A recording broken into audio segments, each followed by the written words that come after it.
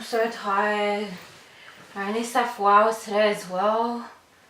Oh.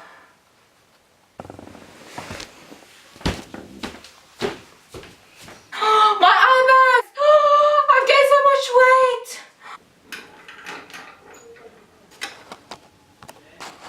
What? I can't believe I'm 68!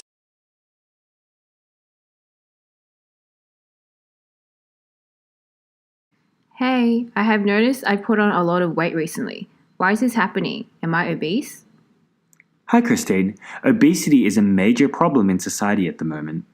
It is typically defined by having a body mass index or BMI over 30. How do I check my BMI? This is the formula to calculate BMI. BMI is equal to weight in kilograms over height in meters squared. What's your weight and height? I'm currently 68 kilograms and I'm 156 centimeters tall. What does that make me? My calculations show that you have a BMI of 27.9. That makes you overweight. Phew, I thought I was obese for a second. That was close. However, thresholds for obesity based on BMI vary for different ethnicities. Wang et al. In 1994 classified Asians with a BMI of over 25 as obese due to different natural body fat percentages. Therefore, due to your background, you would be considered obese. Oh, what? Why am I so fat? But BMI is not completely accurate as it does not take ethnicity and muscle mass into account. Some athletes may have a lot of muscle, and since muscle has a higher density than fat, they may appear heavier, leading to a higher BMI. So what are some possible reasons for my weight gain?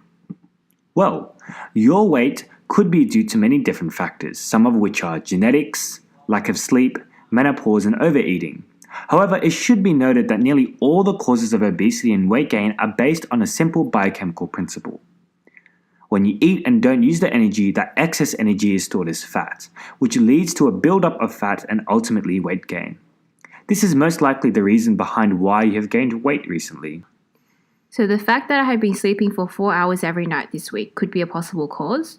Yes, that is a potential reason. According to research by Morcelli et al. In 2010, a typical adult your age should be sleeping around 7 hours and 18 minutes every day. Therefore, 4 hours is definitely not enough. Some epidemiological studies, such as the one by Patel et al. In 2006, have indeed shown a correlation between sleep deprivation and weight gain in women, finding that less sleep is associated with more weight gain.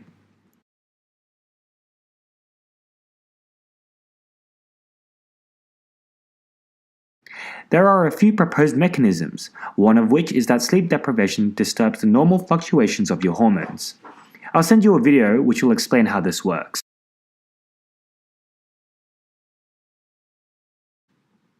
Food intake is controlled by two pathways, homeostatic and hedonic. Homeostatic food intake is primarily to maintain energy balance, whereas hedonic feeding is for pleasure and seeking a rewarding feeling. The homeostatic pathway is regulated via interactions between signals related to metabolism and hormones in the brain. Two important hormones are leptin and ghrelin. These hormones affect a region in the hypothalamus called the arcuate nucleus, and here there are two opposing neural circuits which are like the wiring systems in the brain. Leptin is primarily secreted by fat cells and acts on this circuit via the POMC-CART neurons to inhibit appetite and promote satiety.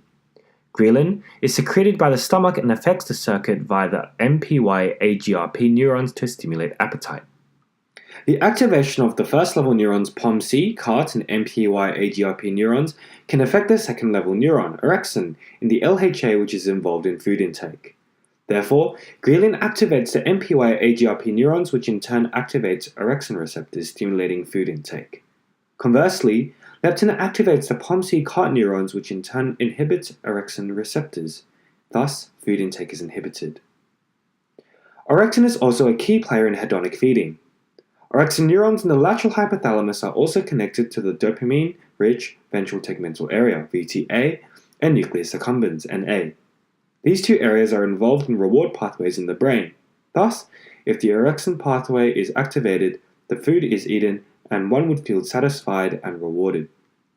Note that dopamine is a neurotransmitter that is released during a pleasurable experience, such as sex or enjoying food.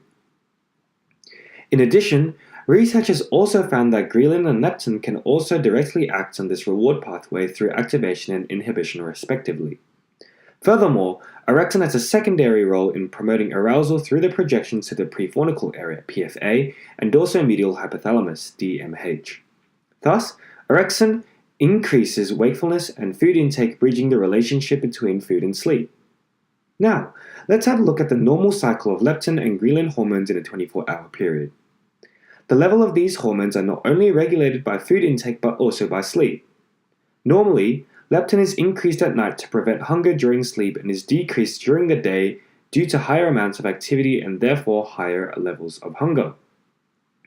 Ghrelin fluctuates throughout the day, decreasing after food intake and then rebounding after 1.5 to 2 hours due to a resurgence in hunger. Similar to leptin, it also shows a nocturnal rise, probably due to increased hunger levels post-dinner. However, ghrelin levels spontaneously decrease in the second half of the sleep period.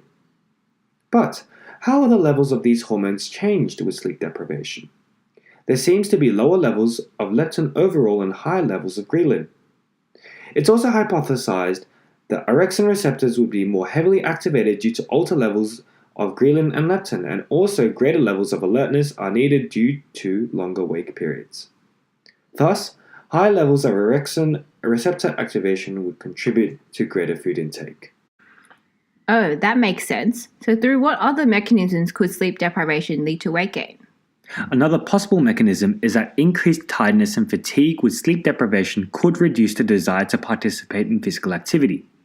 Therefore, as I stated before, it would be likely that your energy intake would surpass your energy use. Hence, the excess energy would be stored as fat, which would lead to weight gain. Wow, maybe that's why I don't feel like running anymore. I thought I was just lazy. Another proposed mechanism would be the disruption of your circadian clock. Your what? Your circadian clock refers to your internal sleep clock, and it optimizes your physiological functions to match your patterns of behavior. This allows appropriate metabolic signaling at appropriate times. A common example is your sleep-wake patterns, which can affect your internal clock. If this clock is disrupted by a lack of sleep, this would mean that levels of metabolic hormones such as leptin, ghrelin, and orexin, which are regulated by sleep, could be affected. Serious effects include metabolic dysfunction such as diabetes, as explored by Knudsen et al. In 2008. Oh, okay. Wow, I feel so smart, haha. So does that mean sleep deprivation can directly cause weight gain then? Not exactly. Different studies have actually found very different things. Some epidemiological studies have indeed shown a correlation like I mentioned before. However, most of these are from studies in children, such as a 2014 study by Tavares et al. Finding that BMI is generally increased when sleep deprived, and a decrease in BMI is observed from ages 5 to 7 when sleeping the recommended amount of 9 to 10 hours.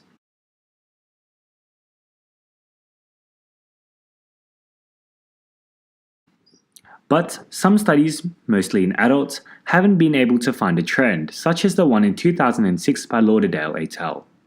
And some have actually found that the trend looks like a U-shape, such as Chaput et al. If you line up the hours of sleep with BMI, you find that if you sleep too little or too much, you have a higher chance of gaining weight.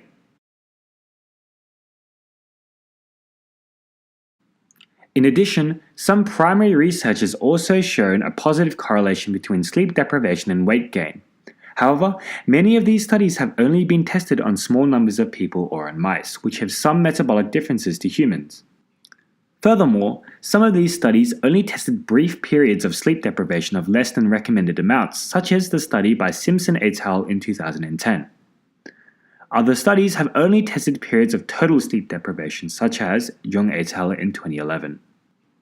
Therefore, more research focused on larger sample sizes with longer periods of observation would bridge the gaps in current knowledge.